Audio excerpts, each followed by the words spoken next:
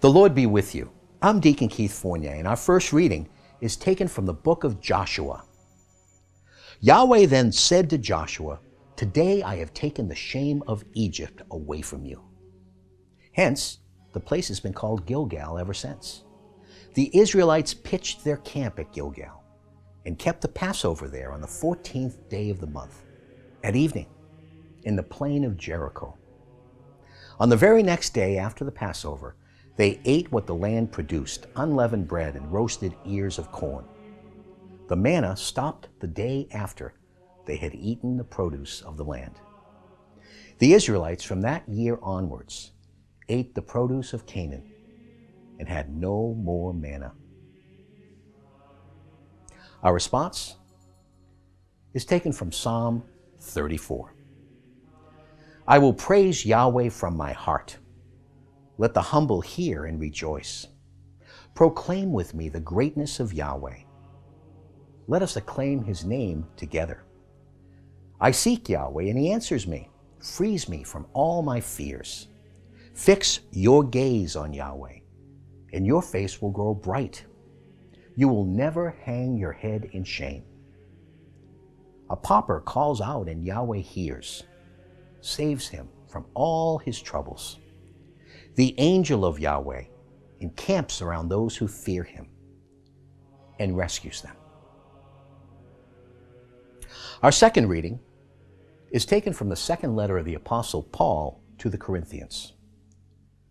So for anyone who is in Christ, there is a new creation. The old order is gone and a new being is there to see. It is all God's work. He reconciled us to himself through Christ, and he gave us the ministry of reconciliation. I mean, God was in Christ reconciling the world to himself, not holding anyone's faults against them, but entrusting to us the message of reconciliation. So, we are ambassadors for Christ. It is as though God were urging you through us, and in the name of Christ we appeal to you to be reconciled to God. For our sake, he made the sinless one a victim for sin, so that in him we might become the uprightness of God.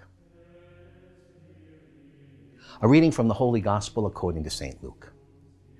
The tax collectors and sinners, however, were all crowding round to listen to Jesus, and the Pharisees and scribes complained, saying, "This man welcomes sinners and eats with them." So he told them this parable. Then he said, there was a man who had 2 sons. The younger one said to his father, "Father, let me have the share of the estate that will come to me." So the father divided the property between them. A few days later, the younger son got together everything he had and left for a distant country, where he squandered his money on a life of debauchery. When he had spent it all, that country experienced a severe famine, and now he began to feel the pinch. So he hired himself out to one of the local inhabitants, who put him on his farm to feed the pigs. And he would willingly have filled himself with the husks the pigs were eating, but no one would let him have them. Then he came to his senses and said, "How many of my father's hired men have all the food they want and more? And here am I, dying of hunger. I will leave this place and go to my father and say, 'Father, I have sinned against heaven and against you. I no longer deserve to be called your son. Treat me as one of your hired men.'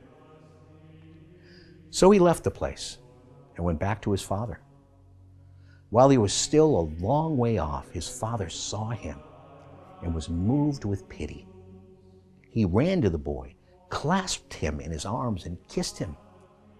Then his son said, 'Father, I have sinned against heaven and against you. I no longer deserve to be called your son.' But the father said to his servants, 'Quick, bring out the best robe and put it on him. Put a ring on his finger and sandals on his feet. Bring the calf we've been fattening and kill it. we will celebrate by having a feast. Because this son of mine was dead and has come back to life. He was lost and is found." And they began to celebrate. Now the elder son was out in the fields, and on his way back, as he drew near the house, he could hear music and dancing. Calling one of the servants, he asked what it was all about. The servant told him, "Your brother has come, and your father has killed the calf we have been fattening, because he has got him back safe and sound." He was angry, and he refused to go in. And his father came out and began to urge him to come in. But he retorted to his father, "All these years I have slaved for you and never once disobeyed any orders of yours. Yet you never offered me so much as a kid for me to celebrate with my friends. But this son of yours, when he comes back, after swallowing up your property, he and his loose women, you kill the calf we had been fattening." The father said, "My son, you are with me always, and all I have is yours.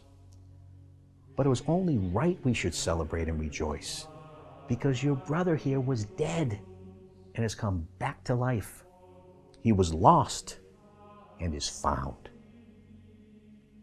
The Gospel of the Lord.